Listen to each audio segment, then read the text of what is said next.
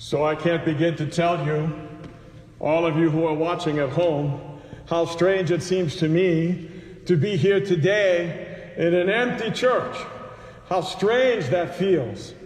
But nonetheless, it is our reality at the present time. And so we have to make the most of what we have now.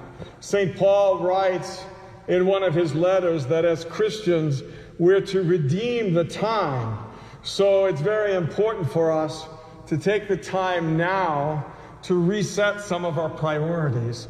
One of the things that sickness, that disease, that the possibility of death does is that it sets our minds straight.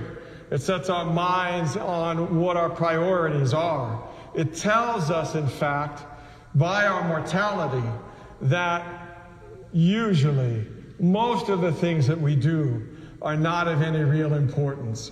Many of the things that we do are, in fact, distractions and not really the ultimate reality that we long for and that we seek. The Archbishop of Athens recently, in a sermon that was broadcast throughout Greece, referred to a phrase that St. Paul uses in his letters. He says that now Christians, with the churches closed, must focus on the katikon ecclesia, the house that is a church, the church in the home. And so for all of you now who are at home, who don't have to go to work, who don't have to have your kids go off to school, who don't have to have all of the distractions of everyday life, now is an opportunity. It's a Lenten Sabbath, if you will, a day of rest in the weeks ahead.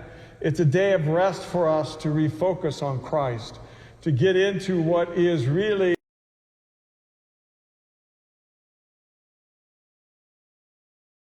scriptures together with your children, to pray together, to do everything together that you can as a family in order that you can keep your lives focused on Christ during this Lenten season.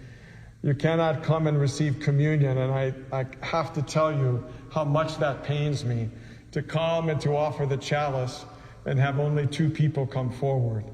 And yet, nonetheless, this is a time when we have to confess that Christ cannot be contained in the building itself, cannot be contained in the 4 walls that are here, but rather Christ has to be contained in our hearts.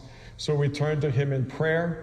We turn to him begging for an end to this disease, praying for all those who are suffering from this disease, all those who have died, that they may go and be with God, and all of those who are trying to take care of us here and now, for the doctors and the nurses, all of the people at hospitals who have worked so diligently, all those people who are in nursing homes, all of those people who take care of those people in nursing homes.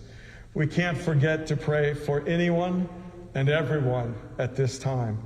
God bless you all. I am so happy at least that we had this opportunity to speak. God bless you. Good morning.